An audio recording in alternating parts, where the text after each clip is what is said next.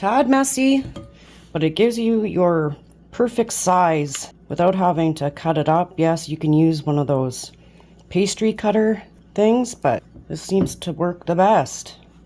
We're making meat pies today, folks, and I'm going to show you a really simple dough recipe. Get it out of there. All right, lard's ready to go. Legit.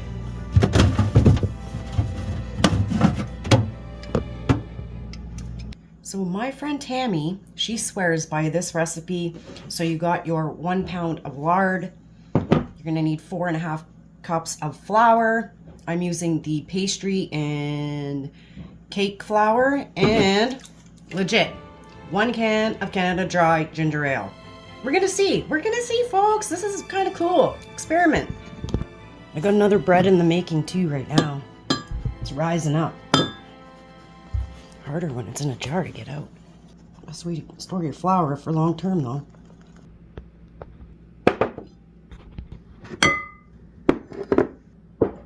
Four and a half cups of flour. I should have taken it out of the fridge a lot sooner, but that's okay.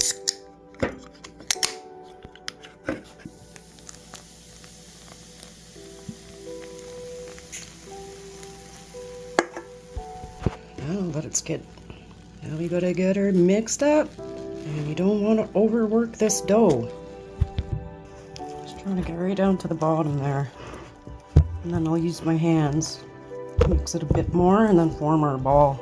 And we'll see if it's gonna be the best recipe for pie dough.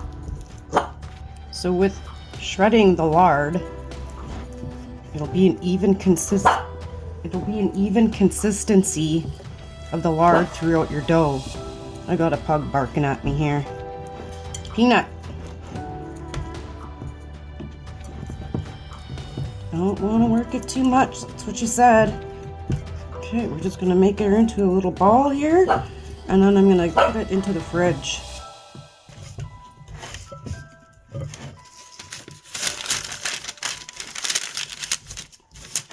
Looks pretty good to me so far.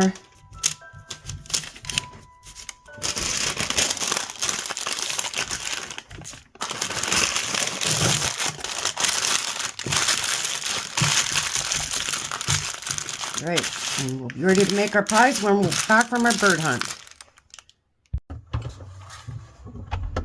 Alright, I got some celery and mushrooms reconstituting here in hot water.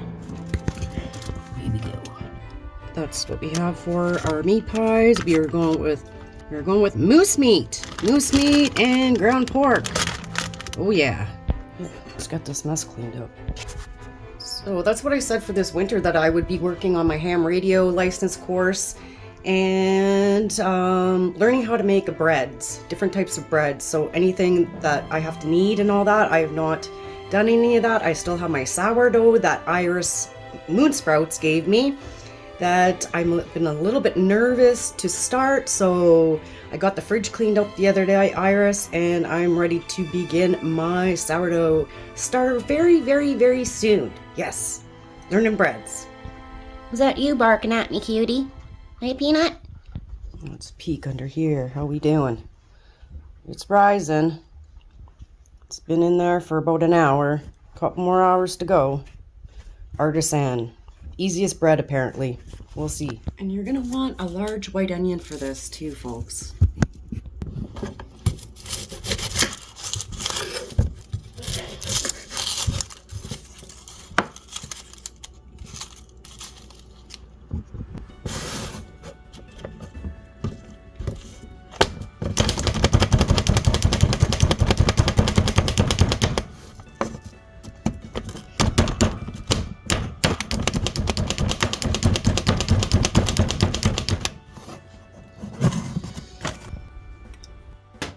There we go, our olive oil's in there. Get those in there.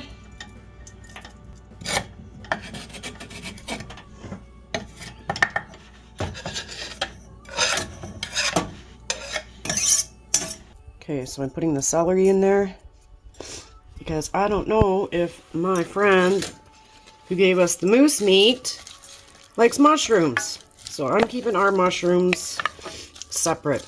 I got a couple skins in there that I got to get out. Okay.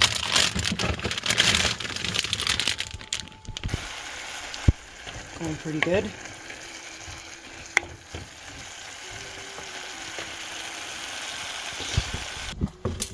One clove of garlic. If you want it more garlicky, just add more. That's a big clove. Fresh from the garden. Oh yeah, baby. So big it won't even fit in my garlic press. This thing's awesome. Just direct in there. Nice and fine. Then you put the other one in right away.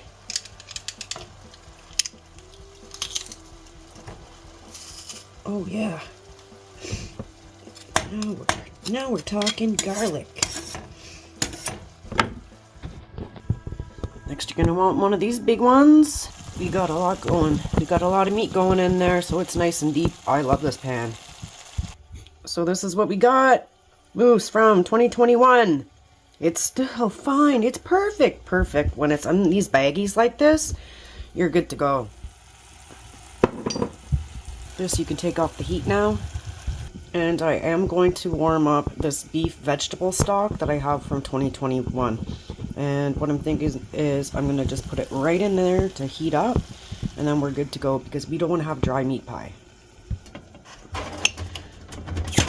Just pry off with a butter knife. There we go.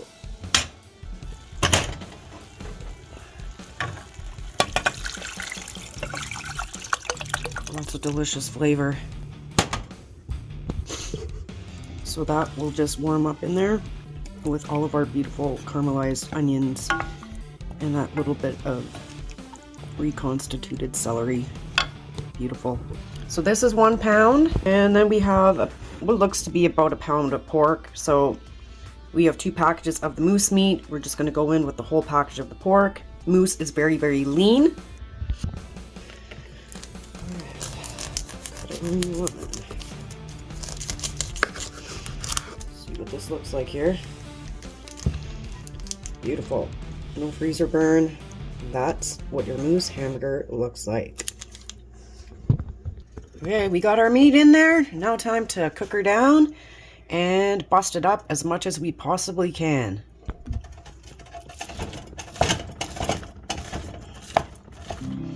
Get it all mixed in with the pork.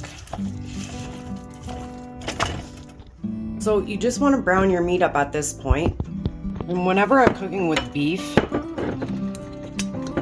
I'm using the Worcestershire. The Worcestershire, lean parents.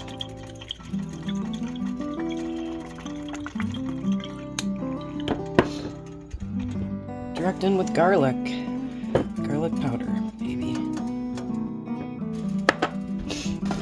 Take a little bit of our stock. Okay, I want to make sure I get all the beautiful onions and celery in there.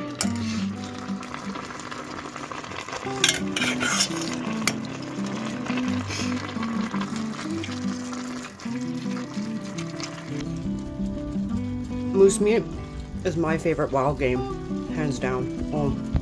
Half a teaspoon of allspice.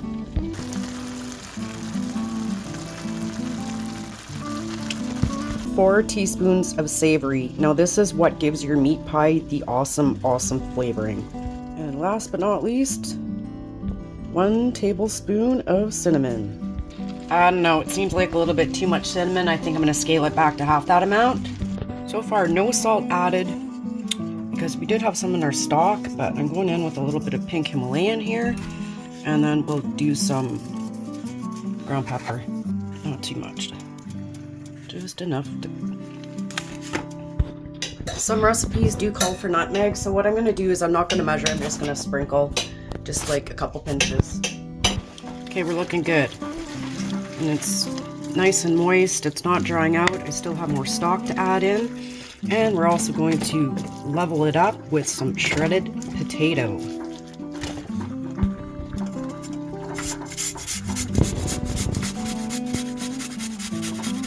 Just 3 small red russets. That's good sugar. All right, let's get that mixed in there.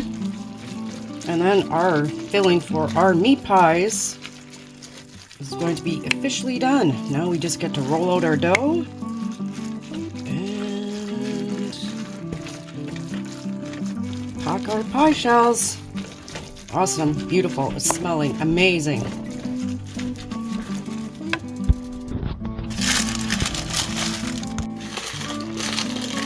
So I'm just going to take part of this and roll it out. Easier to work with a smaller amount. Get that rolling pin ready. I haven't used this baby in a long time. The rolling pin.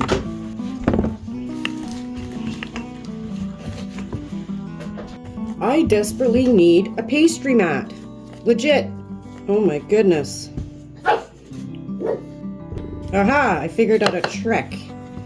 I don't do a lot of baking. You gotta flip it over so that it stays flour on there.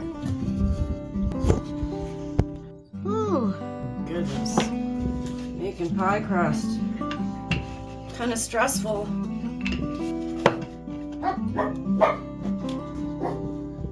Okay, so our old friend, old timer, at Sundance Creek Knives says he wants them, his pies, because we're doing a 50-50. I'm making the pies and we get to keep 50% of the pies that we make, so that's cool. He picked these up, I believe, on Amazon, a set of 6, and once you have them baked, you just push this up and pop your pie right out. I think they're pretty fancy. And single serving, ideal. I'll link the link in the description of the video down in there. I will say that all this late night cooking is bad news. Now all I'm gonna do is, it comes like that. I'm going with the ridge side down so it's a nice snug fit in there. And then I'm just gonna fold it right over top. I used to make meat pies with my mom before she passed away. So this is kind of nice that he asked me to do this. And I love moose meat. Alright, I haven't done this for a while. I'm just gonna trim off the edges. And then I'll have dough left to make Alex's little tiny cinnamon rolls. Tuck it in all nice. It may not be a thing of beauty, but I guarantee you it's gonna be amazing. It's hard to work with the little tiny pans. What I'm actually going to do is leave the little flaps on this one to see how it goes when we attach the top, because maybe it's a better idea to leave the flaps as opposed to cutting it. So I just strained off our mushrooms and our celery, and the first batch that's going into the oven is going to be our pies for Alex and I, and the other ones I'm just going to leave so that we freeze them for Gord. I'm just going to use the top of my sugar thing because it's roughly just a bit larger than. Alright folks, let's get these meat pies done and in the oven.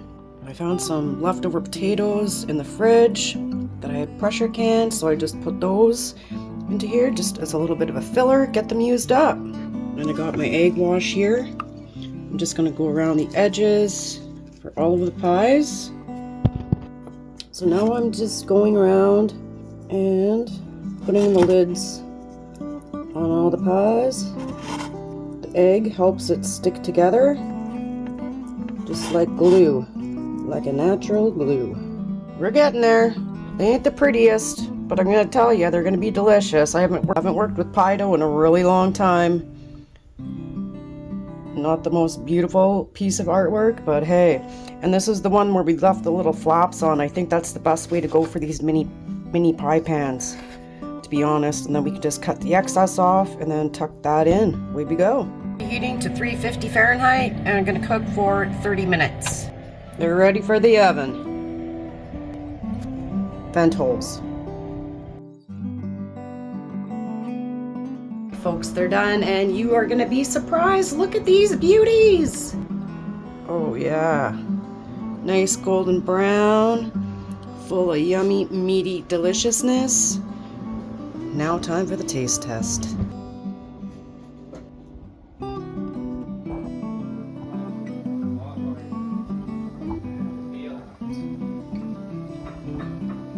Okay, let's see how this pops out of here. Look at that. Oh yeah. A little hot right now. A little hot. Deep dish. And now Voila. you take it out and the bottom's on, you take that off. Yep. Beautiful, eh? Look at that. Yep. Looks really good. Serve with gravy and your favorite vegetables, beets, whatever, you name it, and you got yourself a beautiful meal. Gotta have a little bit of heat in there. This is my homemade blueberry hot sauce. It's delish. It's looking good. I tasted the Gingerale pie crust. It's very flaky. It tastes amazing. So I'm thinking it looks good. Let's try her out. Okay, taste test. Oh, looks good. It's really good. That mixture of the meat. I would just put more potatoes in next time. And probably more onion. That's what I'm thinking. Just the potato as a filler because moose meat is like a rare thing to come by. Excellent. So folks, I don't know, maybe I need to make my dough a little bit thicker. I think it's thin enough. Not too thick. Don't know. What else would you put in meat pies? Leave a comment below. Thank you for watching.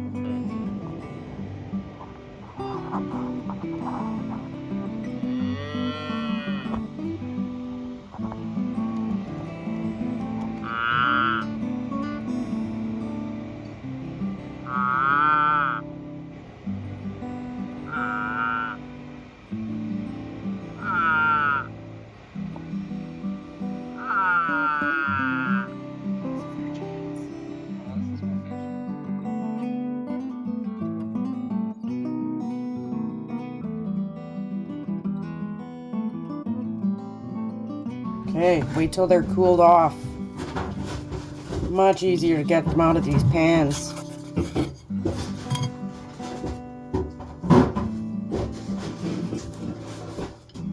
Beautiful. So, 45 minutes. I'm thinking for these deep dish ones would be perfect. I think they turned out beautiful even though they kind of looked horrible going in. Thanks for watching. Now I gotta get these ones all packaged up and ready to go for our buddy the knife guy.